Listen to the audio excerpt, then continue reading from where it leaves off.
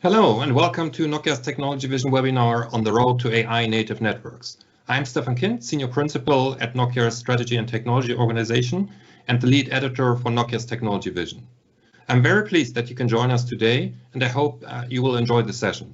This is the second of overall 5 webinars around our technology vision.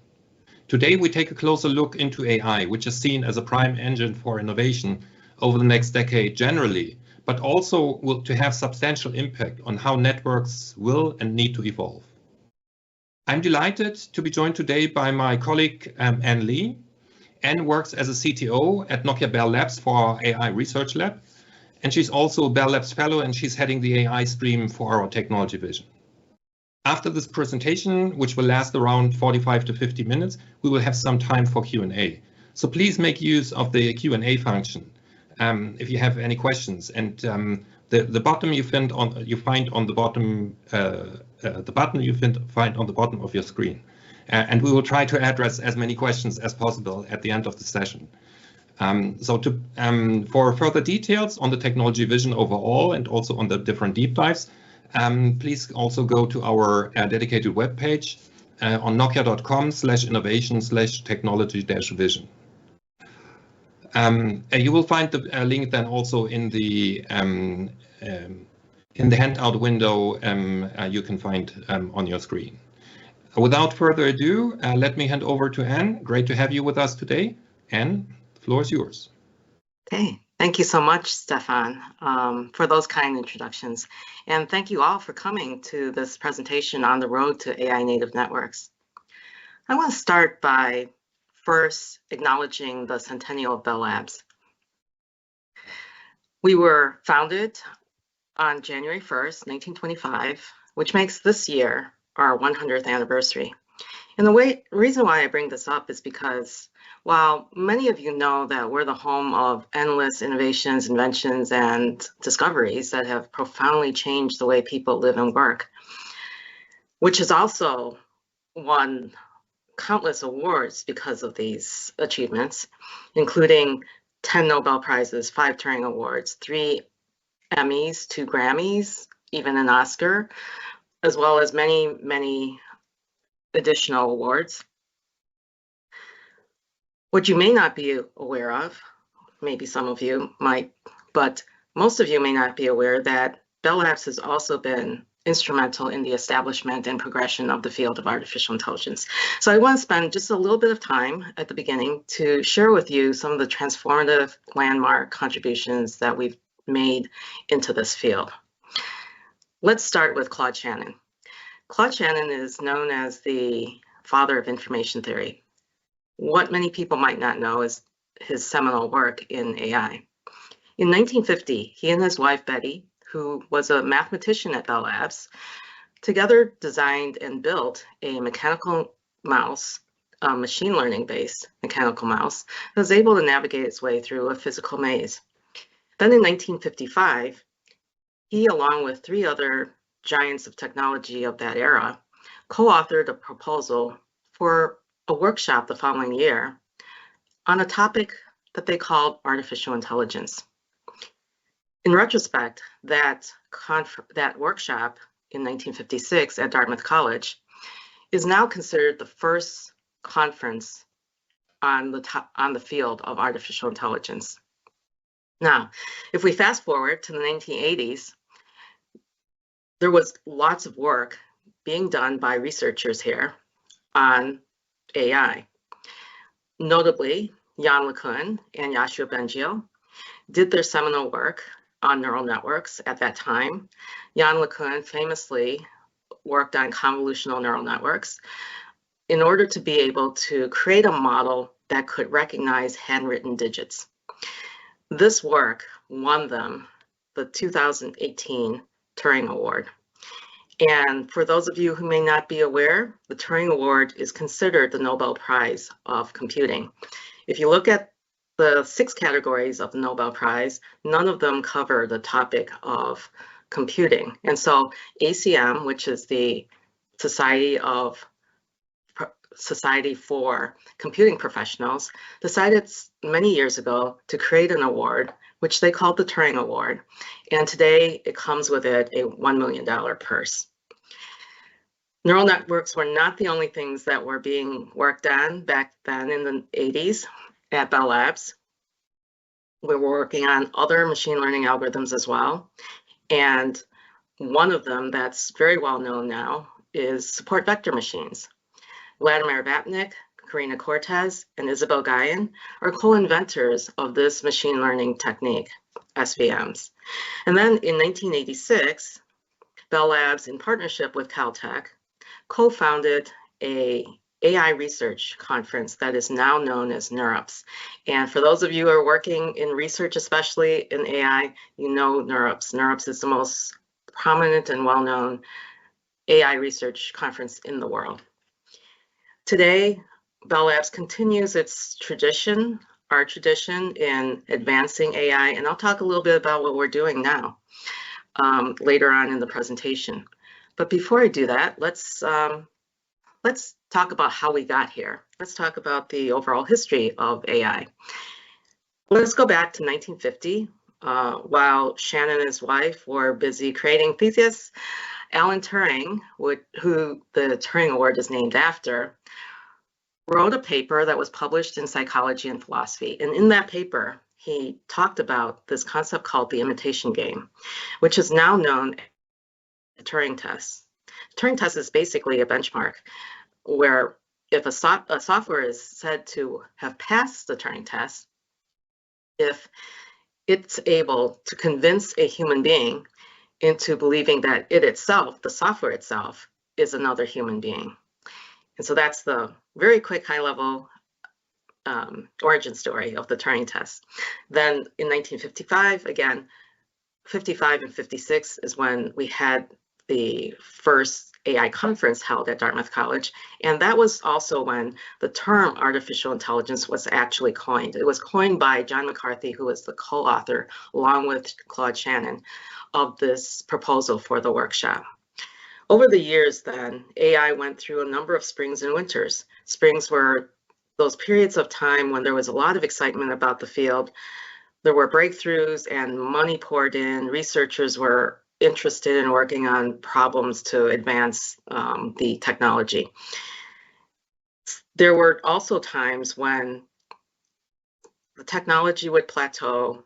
There would not be any more breakthroughs for a while, and people would get discouraged and disillusioned, and money would dry up, and researchers would start to turn their attention elsewhere. It was in 2009, actually a little bit before that, that Dr. Fei-Fei Li looked at neural networks and concluded that the problem with neural networks not realizing its potential is not that it was a wrong architecture, but that there wasn't enough labeled training data.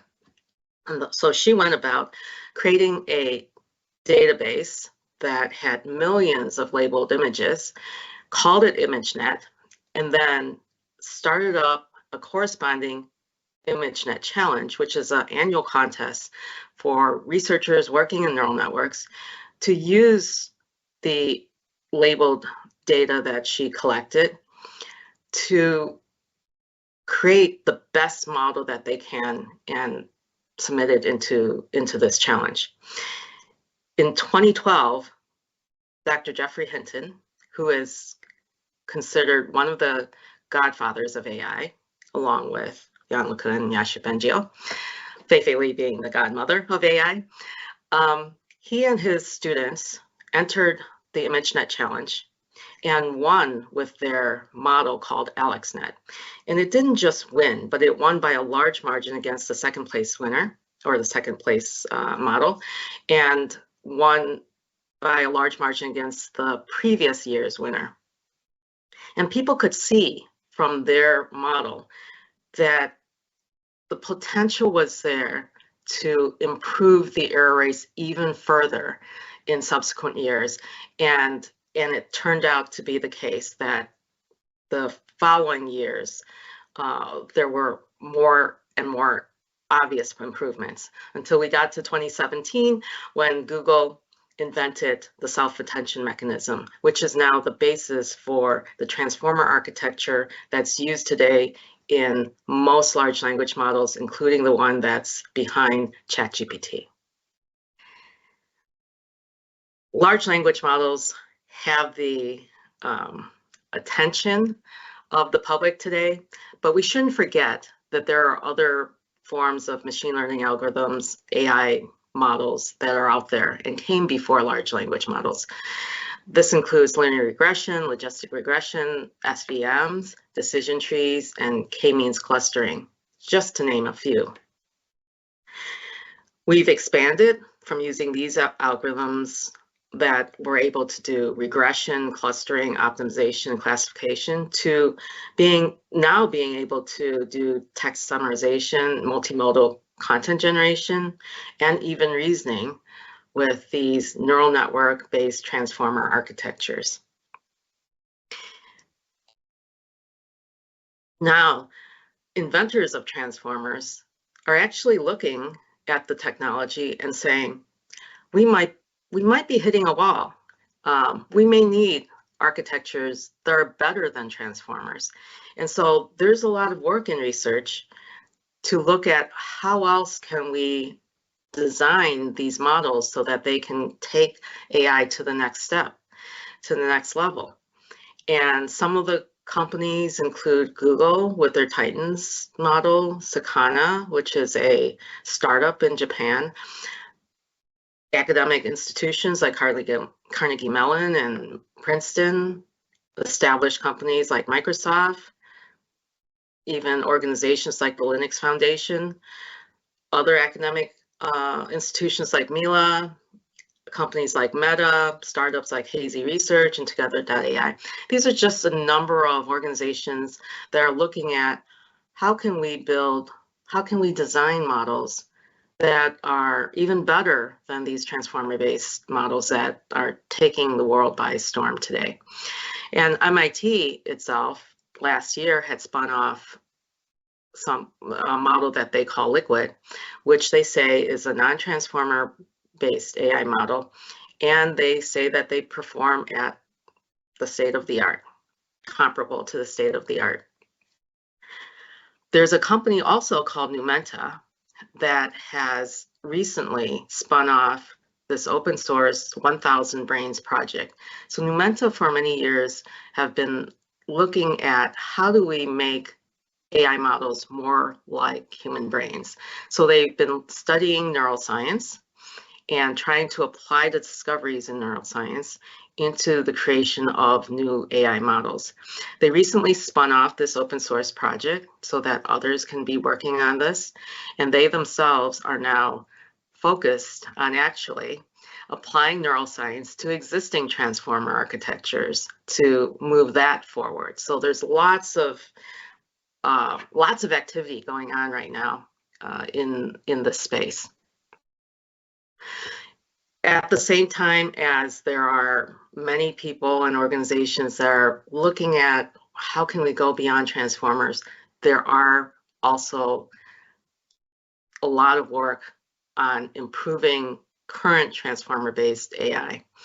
And they've evolved into emerging reasoning models, autonomous agentic agents, and large world models. Most of you have probably heard of DeepSeek. They made a splash a month or two ago because they were able to train a DeepSeek model, DeepSeek R1, with very limited resources, both cost and compute. And this model itself is a reasoning model, so it's able to take in information, use techniques like chain of thought, and come to some conclusion by making some deductions from the information that it's trained on. There's a number of other reasoning models that have also emerged. OpenAI has their O1, O3 reasoning models. Anthropic has Claude Sonnet. xAI has their Grok 3. There's Gemini 2.0 from Google, Qwen from Alibaba, Dubao by ByteDance, Kimi from Moonshot AI, and even Berkeley has Tiny Zero. So this is not an exhaustive list of reasoning models, but as you can see, there are many that are just coming online. In addition to these reasoning models, are emerging something called autonomous agentic agents. And these agents are systems, AI systems, that leverage reasoning models, and they may leverage more than one reasoning model within one system. Monica.im just recently launched Manus. I think it's not available to the entire public, but you can get on the waiting list to get access to it. But so far, people who have gotten access to it are impressed by what it's able to do. So autonomous agents are not just predicting some conclusion based on a prompt that you enter in, but it's able to operate autonomously from humans given certain goals, and it's able to make function calls so that it can take actions from those conclusions that it comes to, make decisions, and then act on it by taking some action. And so some actions could be simply making a call to order some pizza, or maybe making reservations for somebody on an airline. So those kinds of actions are possible. Some of these agents are even able to look at a website and enter in information into a website, into a form in the website, in order to cause the action that is required. Now, these models and agents, for the most part, work in the virtual world, and so they're two-dimensional. We're seeing emerging large world models, which takes AI into the third dimension. So these are 3D models that uses spatial intelligence to be able to model very complex environments that are either virtual environments that you might use for gaming, for instance, or they could be modeling real environments. And Google DeepMind has a world model called Genie 2. There's a number of both established companies and startups that are working on world models. NVIDIA has Cosmos, OpenAI has Sora, Dr. Fei-Fei Li has her startup on large world models. So this is also coming. Jan LeCun has speculated that to realize the full vision of large world models, it might take about 10 years, but we're already seeing some of the results of the research that people are doing in large world models. So very exciting times. We're seeing AI now becoming pervasive and ubiquitous. It's being used to make devices everywhere intelligent. There's wearables, robotics, compute, appliances, vision type devices, self-driving vehicles. All of these are becoming empowered by AI and made more intelligent than they are already. The AI itself that makes these devices intelligent, they could reside on the device itself, or they could reside back in the cloud. So why would you put the AI on the device versus put the AI in the cloud? Well, some of the reasons why you might put it in the device is there are some latency requirements for certain use cases. So you can't wait for a response if you had put it in the cloud. Or loss of connectivity would result in harm, for instance, in a self-driving car, or maybe in robotics in a factory. That loss of connectivity could be catastrophic, so you need AI running on the device. There's privacy and security concerns. In the consumer case, for instance, consumers may have their data that is needed to run the AI on their device. They don't want to move that data into the cloud, which is where they don't have control over. And it may be lower cost for an app developer who's creating the AI model or AI agent to run it on the device, because then they don't have to pay for cloud hosting services for that AI. Why would you put AI on the cloud? Well, it could enable cheaper devices. And so you could make more devices intelligent with AI. The device itself doesn't need the type of compute and memory that's required for a lot of AI today. In some cases, like sensors, they may not have enough battery life, memory, and compute in order to run the AI. You may have better accuracy if you run the AI in the cloud, because in order to make an AI be small enough to run on a device, you're pruning it and you're quantizing it, and that has an effect on the accuracy of the results of the AI. In the future, there's experimentation right now on AI with quantum computing. It's still just experimentation, but let's say it works in the future. We're not going to see quantum computing on a device anytime soon. On the enterprise side, confidentiality and security actually is a concern that would cause an enterprise to prefer that the AI run in the cloud as opposed to in the device in the consumer case.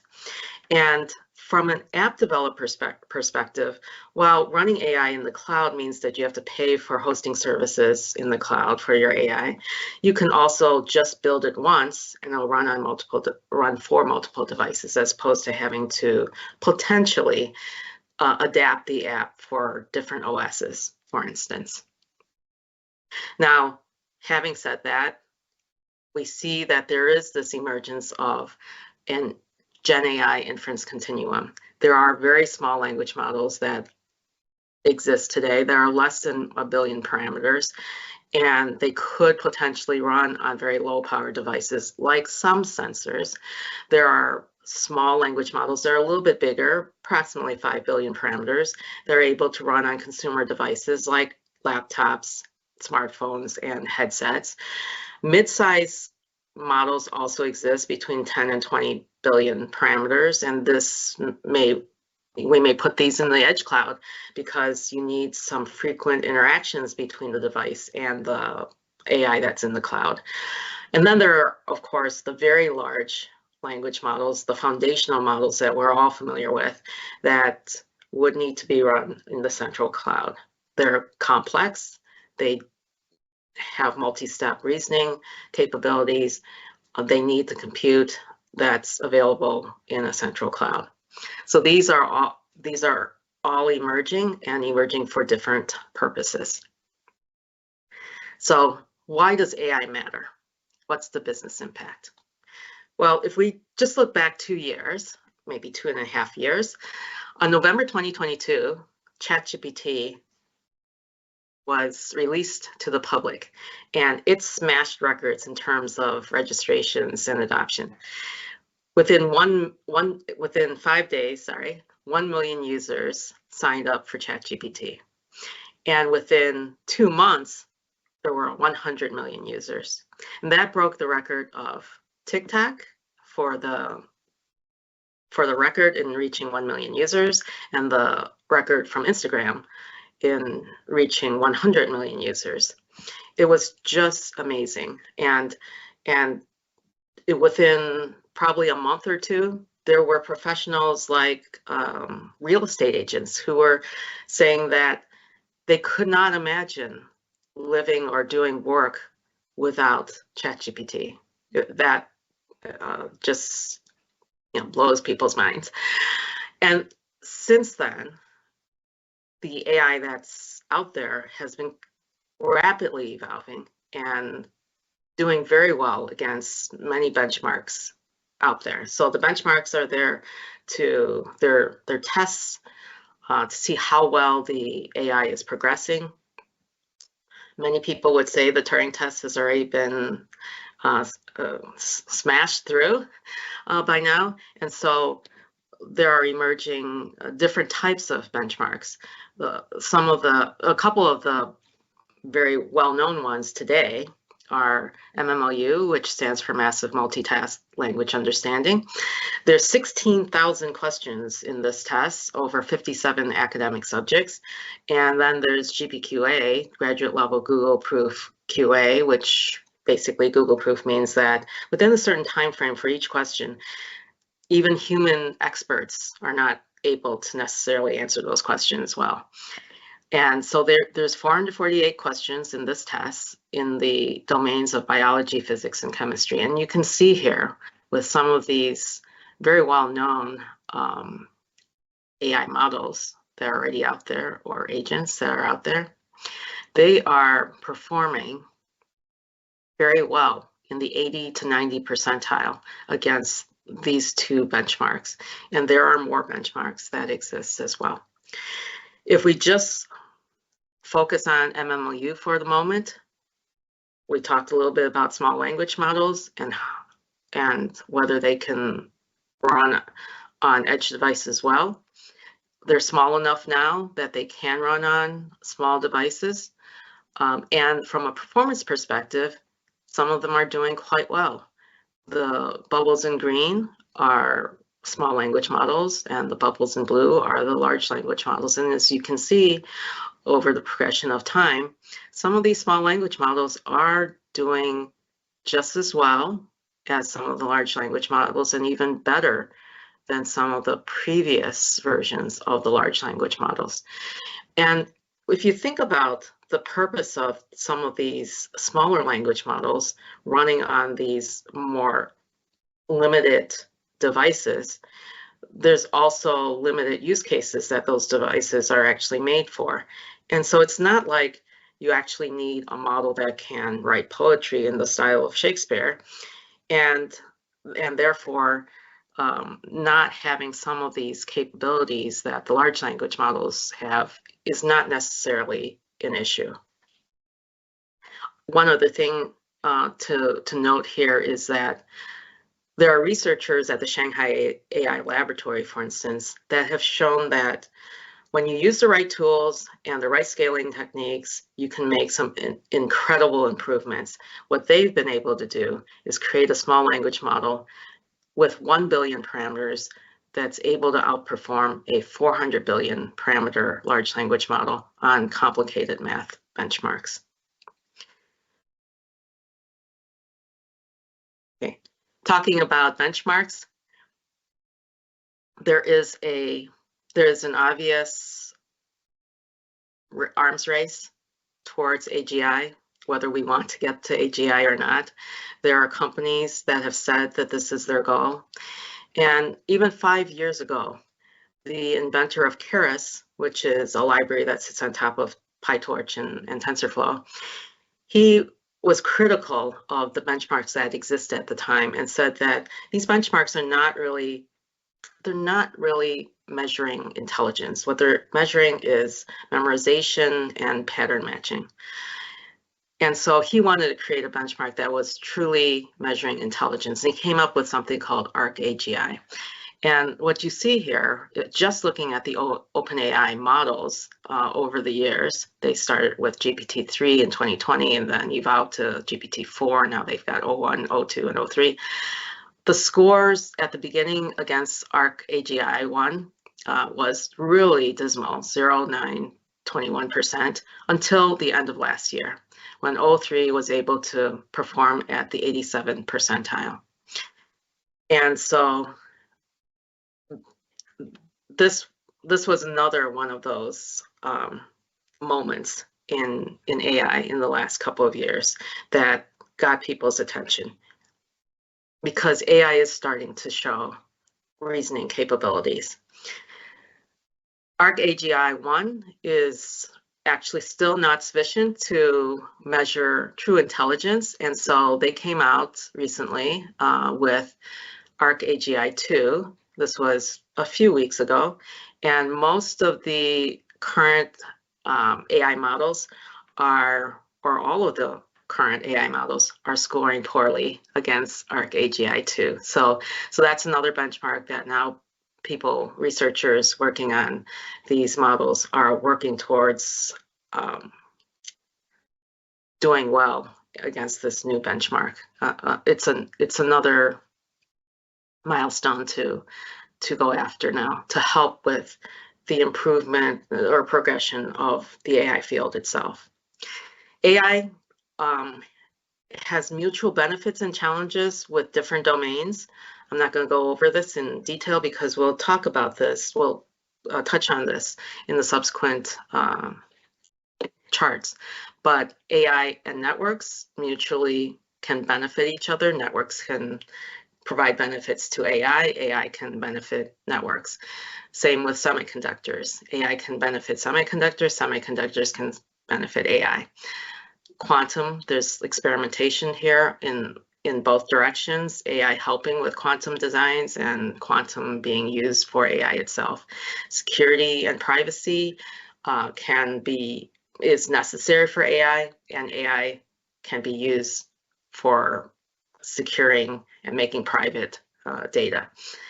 And sustainability is a big issue with AI. And AI can be used to improve sustainability for systems, but at the same time, AI itself needs sustainability solutions.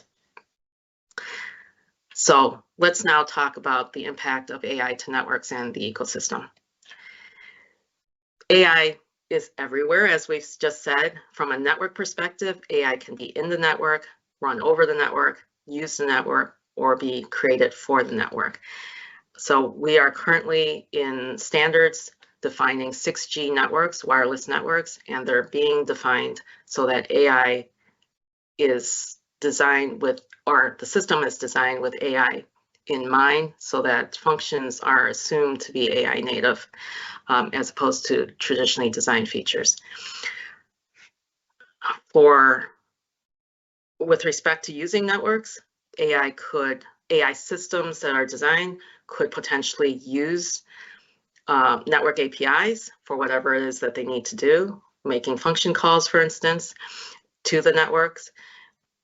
The coding assistants that are used to generate code or help with coding could also recommend using network APIs. So that's another way in which AI can use networks.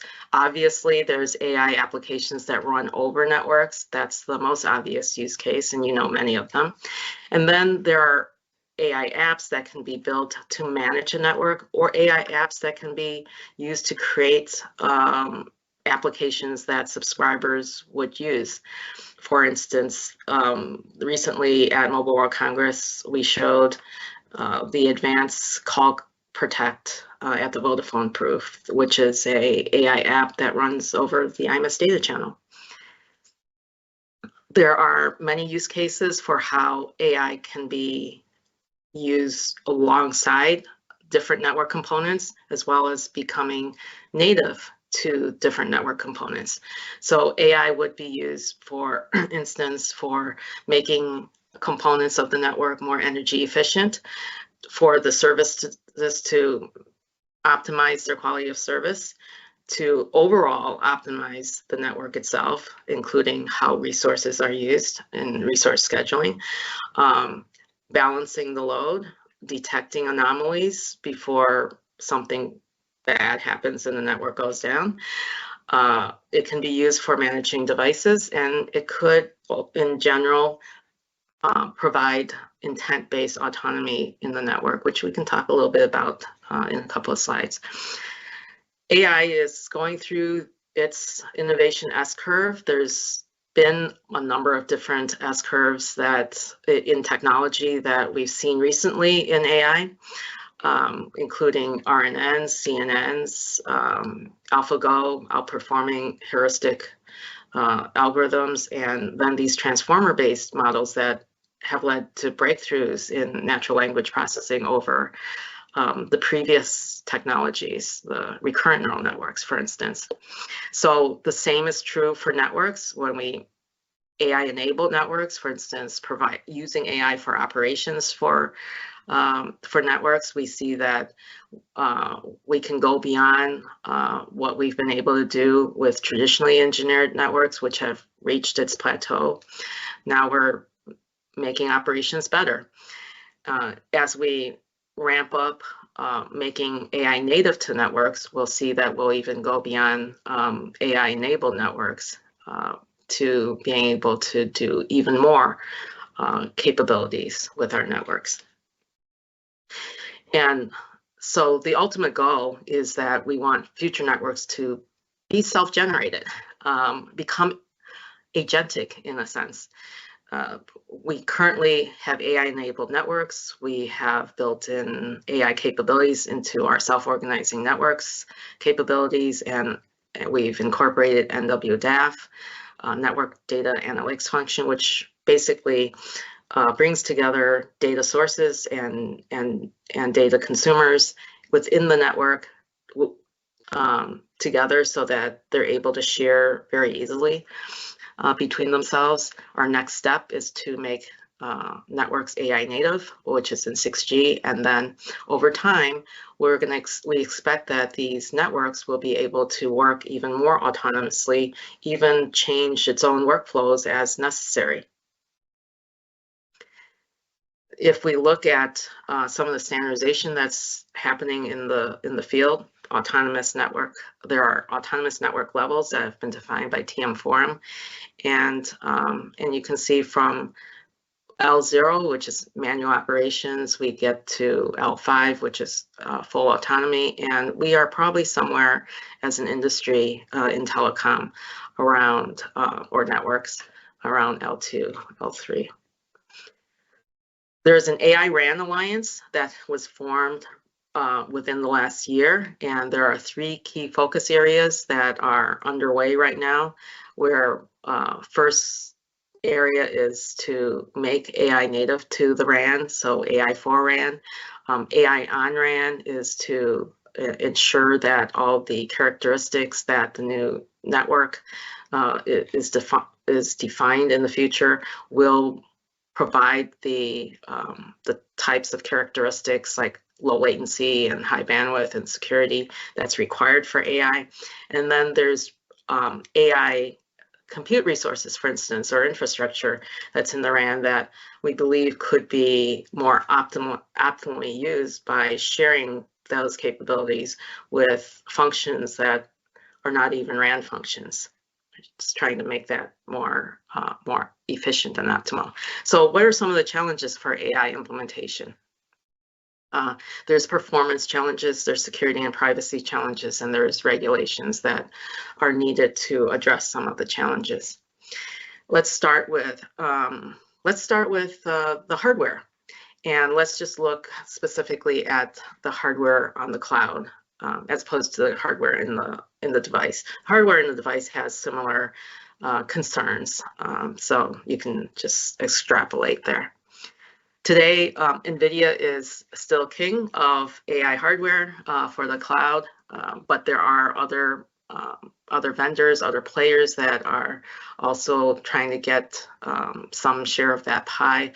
They include established players in the chip business, even established players that are not traditionally in that business, but want to be in that business. And so, for instance, like Google has their TPUs, and there are also they're not necessarily listed here, but there are also startups that are think that they have some really good ideas for how to build the next generation of hardware for AI, and so they're also building chips as well.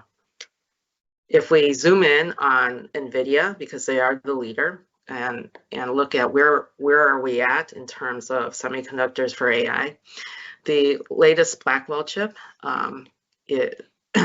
are tensor GPUs, which basically means that they're optimized for matrix operations, which is what is necessary for neural networks. It's made up of 2 reticle dies, which have 208 billion transistors on them, along with a memory module, and they have an interposer, which is I/O in between them, that is electrical. These transistors are MOSFET transistors and built using the CMOS technique. That's today. In the next 5 to 10 years, we expect that Moore's law continues to yield exponential improvements. We will continue to use CMOS as the way to build these chips. The transistors continue to be MOSFET, but we'll start to see some changes in the interposers. The I/O there will be improvements on the electrical I/O, but there will also be introduction of optical I/O as well. And we expect to get to about 1 trillion transistors in the next 5 to 10 years. Beyond the 10 years, when we get to 2035, we also expect CMOS to continue to be the method going forward, but we're going to start to see other types of hardware components complementing these modules, including memristors and such, and also neuromorphic computing, in-memory computing that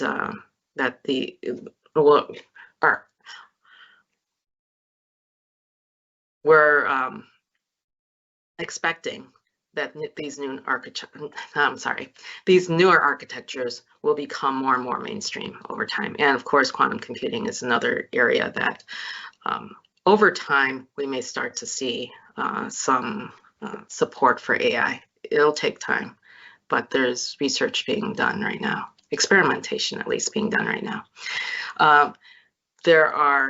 Let's now look at security and the 3 dimensions of AI and security and privacy. AI can be used for security. Of course, there will be bad actors that will be using AI to cause cybersecurity events, and AI can be used also to combat that. The global AI cybersecurity market is estimated to reach $135 billion by 2030. And as I said, there will be threat actors, bad actors that will abuse AI and use it to create new sophisticated attacks. And AI itself, the AI systems themselves also need to be secured. We need to make sure that the models are not stolen, the data that's used for either inferencing or training also is not poisoned in any way, because that would cause all kinds of trouble. In a report that we sponsored last year, we're seeing that 69% of telecom businesses are shifting towards incorporating Gen AI in their cybersecurity operations. You can see the numbers here. Almost half are in the process of already doing this, and others have already done it. There's only a smaller percentage that don't have any plans right now. And just as a quick example of bad actors using AI for cyber attacks, this one happened last year. It made huge news.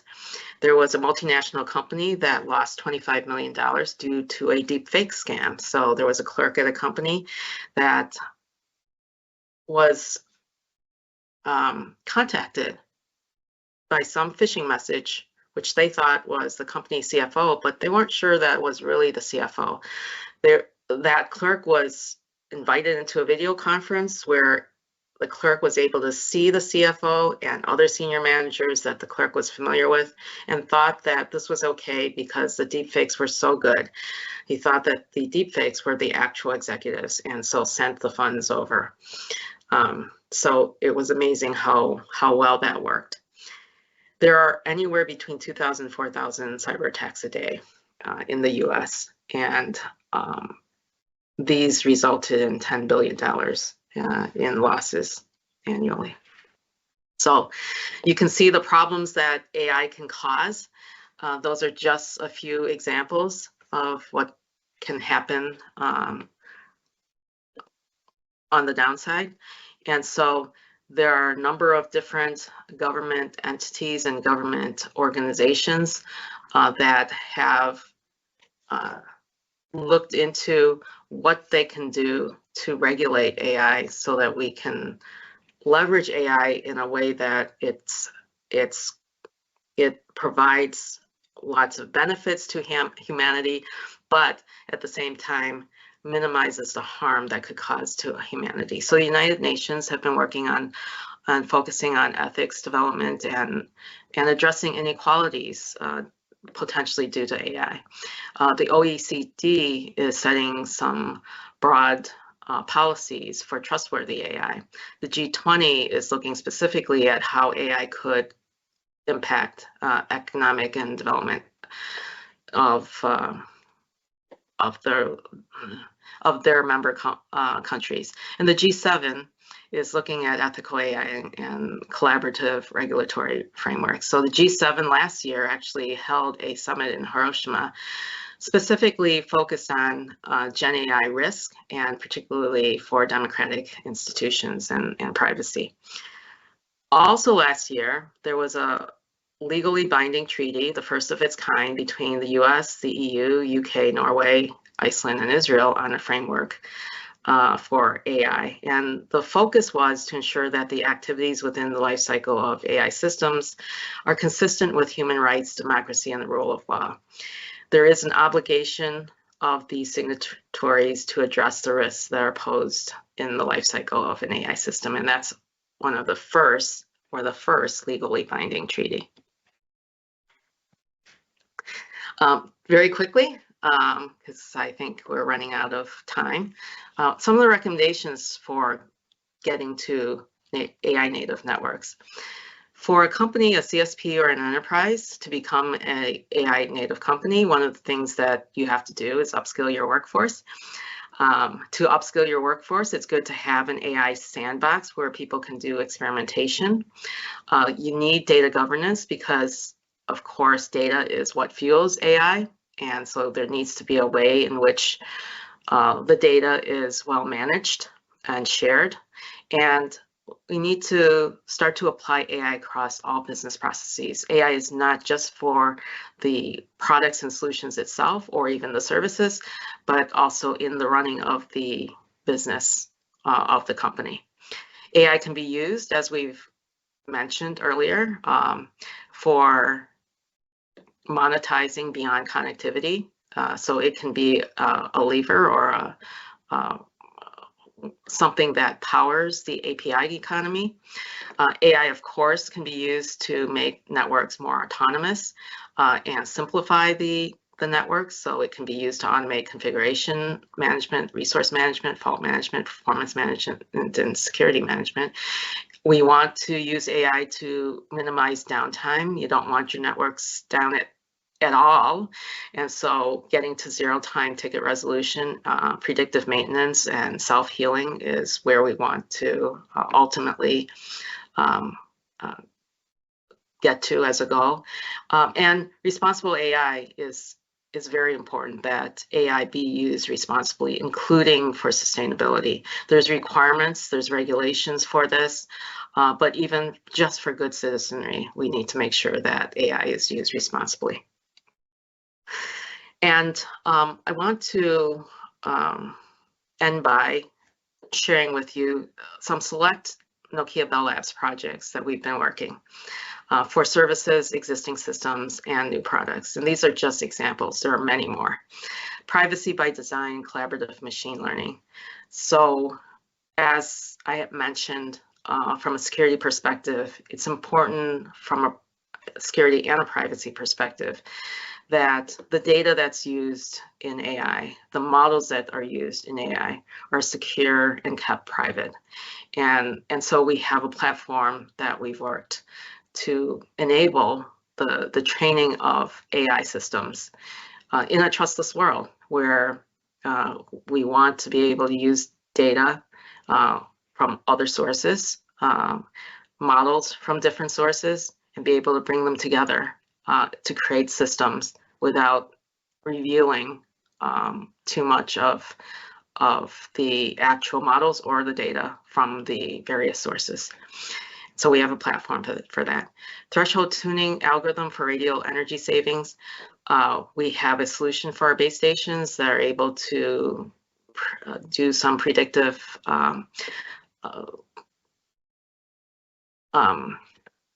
performance improvements, and in this case was able to reduce energy consumption for these radials by 10 to 15%. And outside of our traditional networks, we've created something called OmniBuds, which is the first arable, which is a device that you can wear in your ear, and it's able to monitor the 5 vital signs of a person to so that you can be aware of how your health is at any moment in time. This is going to be this is amazing technology that I think is going to revolutionize healthcare and how healthcare can improving healthcare can improve our lives. And with that, I'd like to turn the floor back over to Stefan, and we can have a Q&A. Yeah, excellent. Thank you, Anne. Very insightful presentation. I think we kind of got a good sense on how AI will boost technology evolution overall, but then also having substantial impact on the network technology evolution, but also how important networks are actually in order to enable, support, or enhance AI capabilities, as there are options actually to improve the performance and serve a wide range of applications, right? So let's take a look into some of the questions, and let me scroll down here. First one question, there was one to the very beginning here on the benchmarking. Let me read that out. When doing benchmark of Gen AI models, in order to see how they are doing reasoning, do we have the risk of ever involving benchmark tests and performance ratings? So it means the gamification of the benchmark process. Do you have a view on that? I want to make sure that I understand the question properly. If the question has to do with, do we think that there could be so gamification could mean, for instance, leaderboards. So these benchmarks have, I guess there are leaderboards that do show how models are doing against each other for various benchmarks. So from that perspective, that's sort of like a gamification, right? That if you see yourself on the leaderboard, your model on the leaderboard, you can see how you compare with other models, and then you get some idea of, okay, I'm not doing as well as this other model, let me see what I can do to improve it further.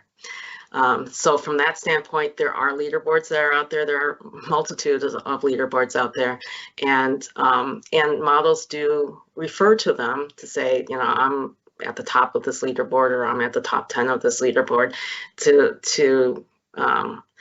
get people to use their model versus another model in some cases. And so from a gamification perspective, that is one way in which I guess you could say we gamify the benchmarks, if I'm understanding the question correctly. Yeah, I guess the question was pretty much around, is there probably some tricking on trying to be as high as possible on the benchmark as they are public benchmarks, yeah. Right?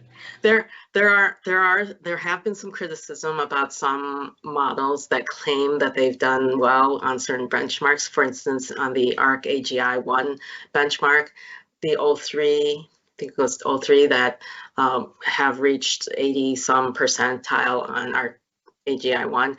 And there's been some criticism that maybe the reason why it did so well is because it actually trained against the questions that were in those benchmarks. And so that's kind of cheating, because you're optimizing to those questions itself. And there could be potentially models that do that, unfortunately. But I think as benchmark technology also evolves, that becomes harder and harder. So for instance, the GPQA is hard even for human experts to Google search the answers to get the right answers. As long as the answers aren't clearly out there on the internet, then there are some benchmarks that might make it a little bit harder to cheat. I guess that's another way of saying it, than other benchmarks.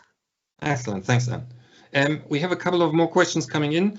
When shall Nokia build its own LLM model and/or general purpose agentic AI for specific selected verticals? I think there is even we even have our own LLM model for some part of our services, but probably this question goes even a bit broader. Yeah.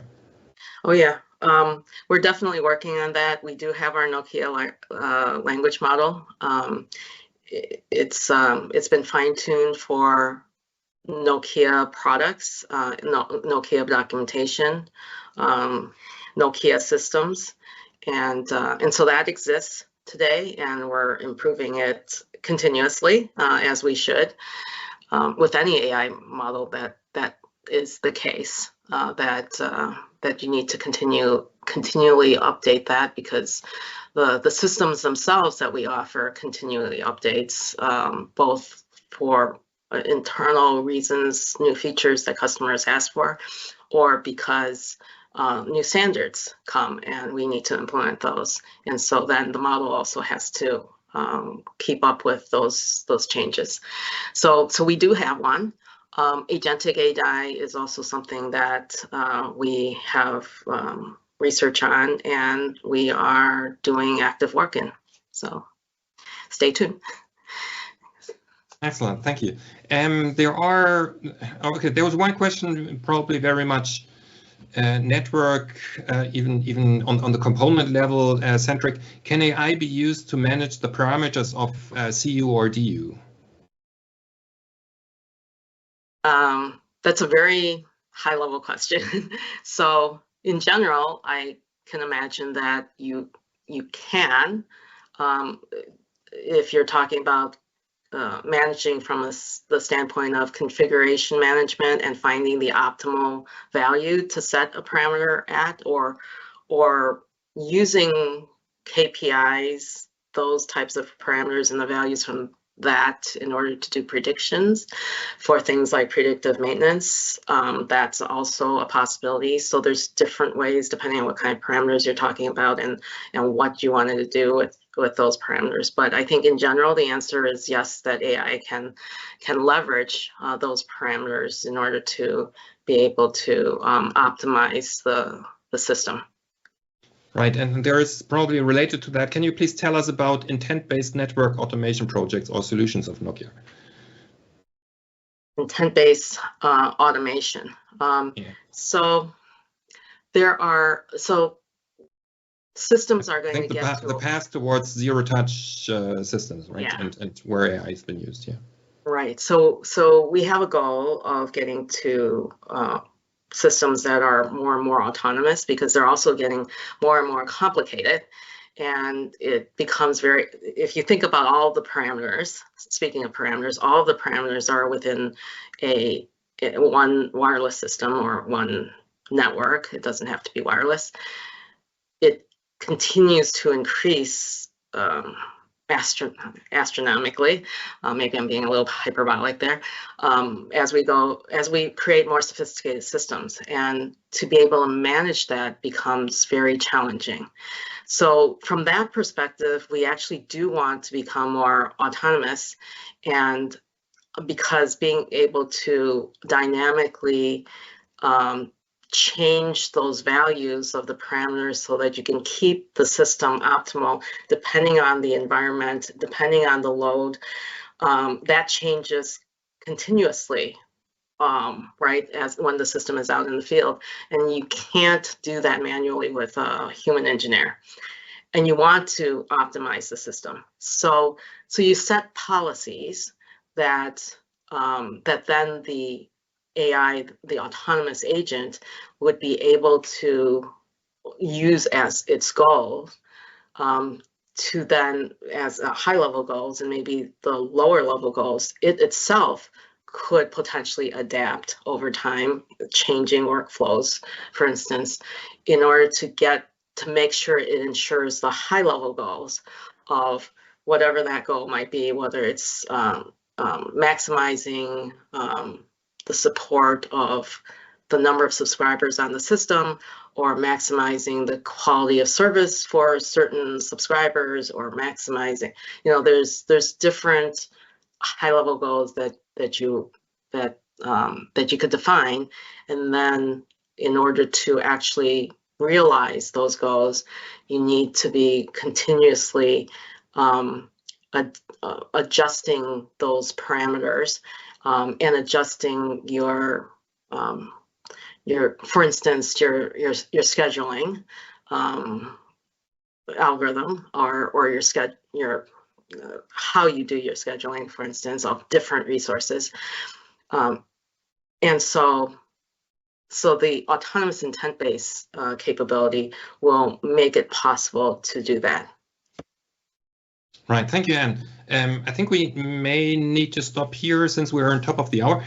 I saw a couple of more questions. One, for example, on the right use of AI and what kind of directions take there. I would recommend there is a web page, or we have a whole program on responsible AI, and there are 6 parameters which need to be considered, or 6 directions, 6 areas of considerations, so quite a comprehensive one. We're also working on a broader scale with other ecosystem partners and big web scalers to have and drive for responsible AI.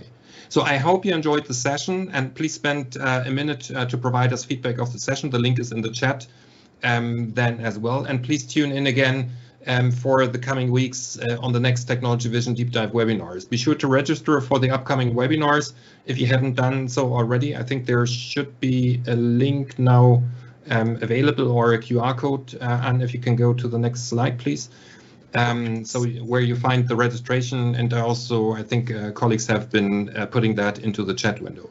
So many thanks again for joining, and bye-bye, see you next time. Thanks for joining.